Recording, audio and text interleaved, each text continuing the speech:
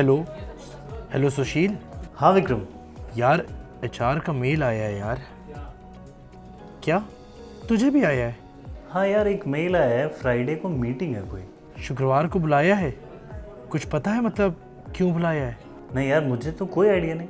यार मुझे ना बहुत डर लग रहा है, कहीं पिंक स्लिप तो नहीं दे रहे? यार अभी कुछ दिन पहले ही पता चला कि मुकेश को भी उसकी कंपनी ने निकाल दिया है। अरे यार तू शुभ शुभ बोल ना। यार बहुत डर लग रहा है मुझे तो। ठीक है, कल मिलते हैं। मैं कम इन? अरे हेलो विक्रम, आप आ गए? आपको मेल आपने देखा ना? जी जी हाँ मैम देख। हाँ, अभी आपको एक और मेल आएगा, ठीक है? उसमें आपको मतलब फाइनेंशियल ईयर की शुरुआत में ही सिलेक्ट करना है कि आप कौन सी टैक्स रिजीम में जाएंगे, ओल्ड या फिर आप न्यू में फाइल करना चाहते हैं अपना टैक्स, ठीक है? मैम मतलब पिंक स्लिप नहीं मिल रही? Pink slip? किसने बोल दिया पिंक स्लिप? भाई आपको बस अब ओल्ड अपनी प्रेफरेंस बतानी है, ओल्ड टैक्स रिजीम या फिर आप नए वाले में कंटिन्यू करना चाहते हैं। तो आप अगर साल की शुरुआत में ही बता देंगे तो ये आपके लिए भी अच्छा होगा और कंपनी के लिए भी, हमें भी पता होगा आप किस रिजीम में टैक्स फाइल कर रहे हैं, ठीक है? ओके मैम, कर दूंगा, थैंक यू।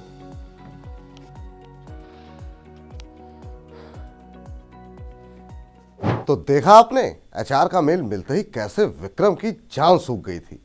लेकिन एचआर की बात सुनकर अब विक्रम की सांस में सांस आई है। जरूरी नहीं है कि एचआर का मेल हर बार फायरिंग या हायरिंग के लिए आए। दरअसल आयकर विभाग ने नियोक्ताओं से कर व्यवस्था चुनने में कर्मचारी की मर्जी पूछने को कहा है। अगर आप वेतन भोगी हैं तो आपकी चुप्पी को आयकर विभाग नई कर व्यवस्था के लिए हाँ मानेगा। इसे यूं समझिए, केंद्रीय प्रत्यक्ष कर बोर्ड सीबीडीटी ने नियोक्ताओं से कहा है कि वो कर्मचारियों से पूछें कि वो नई या पुरानी कर व्यवस्था में से किसमें बने रहना चाहते हैं। दरअसल कर व्यवस्था के हिसाब से ही वेतन पर कर की गणना होगी और नियोक्ता स्रोत पर कर कटौती यानी टीडीएस काटेगा। वित्त वर्ष 2023-24 यानी असेसमेंट ईयर 2024-25 से नई कर व्यवस्था को डिफॉल्ट विकल्प बनाया गया है। आयकर विभाग की वेबसाइट पर मौजूद टैक्स कैलकुलेटर के जरिए अपने लिए सही कर व्यवस्था चुन सकते हैं। इसके लिए आप वित्त वर्ष 2023-24 की अनुमानित कमाई के हिसाब से दोनों कर व्यवस्थाओं में कर की गणना करें। एक वेतन भोगी के तौर पर आपको नियोक्ता यानी कंपनी को अपनी पसंदीदा कर व्यवस्था की जानकारी देनी होगी। अगर आप नई या पुरानी कर व्यवस्था में से किसी एक को नहीं चुनते हैं तो नियोक्ता नई व्यवस्था के हिसाब से आयकर काटेगा। तो सरकार ने एक तरह से ये कहा एम्प्लॉयर्स को कि अपने एम्प्लॉयज से उनकी वो ले लीजिए, ऑप्शन पूछ लीजिए कि उनकी इच्छा क्या है, उनकी इंटेंशन क्या है। क्या वो न्यू टैक्स रिजीम में रहना चाहते हैं या ओल्ड में जाना चाहते हैं। अब ओल्ड में जाने का सवाल पूछना है, तो अदरवाइज न्यू में तो है ही है। तो वो जो टीडीएस काटा जाएगा उसकी इंटेंशन के लिए सर्कुलर इशू किया गया ताकि किसी किस्म का कोई कंफ्यूजन ना हो। अगर आप सर्कुलर के लास्ट में पढ़ेंगे तो उन्होंने इस बात की परमिशन दी है कि एम्प्लॉय को ये अपनी मर्जी है कि वो किसको चूज करता है, वो ऑप्शन बाद में भी चूज कर सकता है।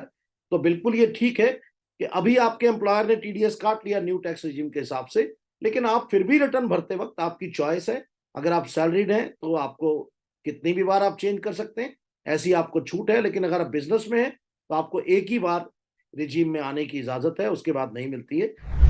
आम करदाता से मिलने वाले टैक्स का इस्तेमाल सरकार जन कल्याणकारी योजनाएं चलाने और विकास में करती है। वित्त वर्ष 2022-23 में अस्थायी रूप से net direct tax collection 16.61 lakh crore रुपए रहा। वित्त वर्ष 2021-22 में कर संग्रह 14.12 लाख करोड़ रुपए रहा था। एक साल में कर संग्रह में 17% की बढ़ोतरी हुई है।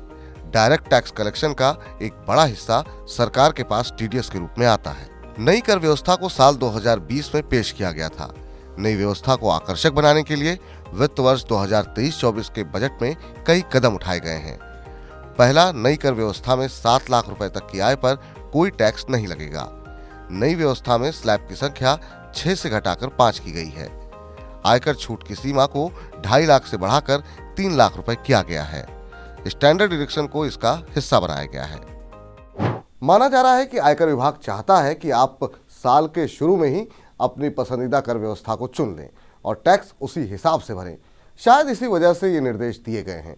पुरानी कर व्यवस्था में एचआरए, 80C, 80D और सेक्शन 24B समेत 70 करीब छूट एवं कटौती मिलती है, जो कि नई व्यवस्था में नहीं है। हालांकि इसमें कर की दरें कम रखी गई हैं। नई या पुरानी कर व्यवस्था में आपके लिए कौन सी बेहतर है, ये जानते हैं हमारे टैक्स एक्सपर्ट। लेकिन अगर आप कंपेयर करेंगे अपनी डिडक्शंस को, एग्जम्पशंस को, और आप 1,50,000 रुपए का डिडक्शन लेते हैं तो 16 लाख रुपए तक आपका जो टैक्स का स्लैब है और ओल्ड टैक्स रिजिम में और न्यू टैक्स रिजिम में वो बिल्कुल बराबर रहता है। ऐसी कैलकुलेशंस के हिसाब से निकला और सरकार ने उसको कैलकुलेट किया हुआ है। जो मार्जिनल टैक्स रिलीफ का इशू था, जहां दिक्कत आ रही थी हम सबको कि 7,01,000 रुपए पर क्या होगा, वो हमें ऑलरेडी उसके ऊपर उन्होंने 27,500 रुपए तक की छूट दे दी है, तो वो भी प्रॉब्लम अब सॉल्व हो गई है। तो मेरा मानना तो ये है कि आप एक बार जो आप डिडक्शंस लेने जा रहे हैं, एक बार अपना कंपैरिजन चार्ट बना लीजिए। अगर आपको लगता है कि आपको ओल्ड टैक्स रिजीम फायदे में है, जिसके कि मुझे नहीं लगता, चांसेस कम है, क्योंकि ऊपर एक स्लैब के बाद जाकर के सरचार्ज को भी घटा दिया गया, जिससे हाईएस्ट टैक्स रेट भी घट गया है, इवन बड़े सैलरीज वालों के लिए भी आसान हो गया है। तो फिर भी लेकिन आप कंपेयर कर सकते हैं, आप कंपेयर कीजिए।